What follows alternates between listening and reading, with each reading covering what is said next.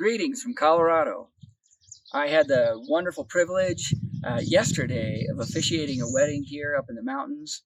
My wife and I flew in and did this wedding. It was great seeing all of the people lined up and how beautiful it is here. But one thing I noticed as I was, watching all the details and everybody worrying about making sure everything's in place is you can't help but think how often we get so concerned about the details of the wedding, and where the real work is in the marriage. Because all of us who've been married for a while, we all know that in the day-to-day grind of marriage, of dealing with kids and paying bills and working jobs, uh, sometimes that passion we had at the beginning when we first were wed, it can wane. And so you have to do things because if you're not careful, you can become like two single people living together, and that can happen even to people in ministry and obviously to Christians. So it's so important that we take time and we do the things we did at the beginning of our relationship.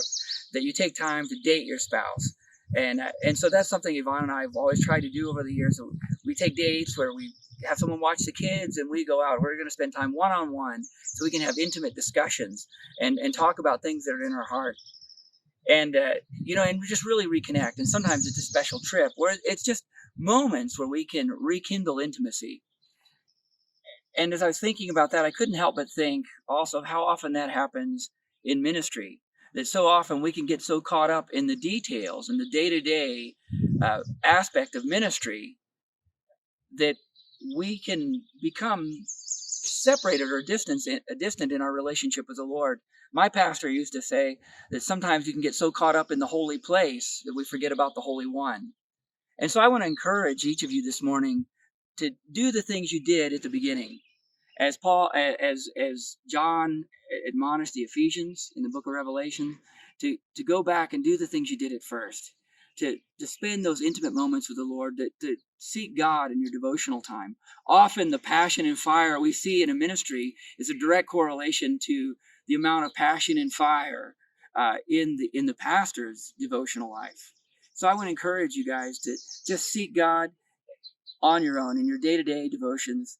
And I also want to just end with this thought, just so you could hear the Lord. He sees your work. He sees your effort. He sees the amount of blood, sweat, and tears that each of you have poured in to your ministries over the years on your various mission fields. And I hope you can hear the voice of the Lord saying today, "Come unto me, all you who are weary and heavy laden, and I will give you rest." The one who called you to this work wants to help shoulder the burden. And I'm asking you this morning to just put it on him. Seek God in your devotion and then trust him and rest in him to help you do the things that he's called you to do.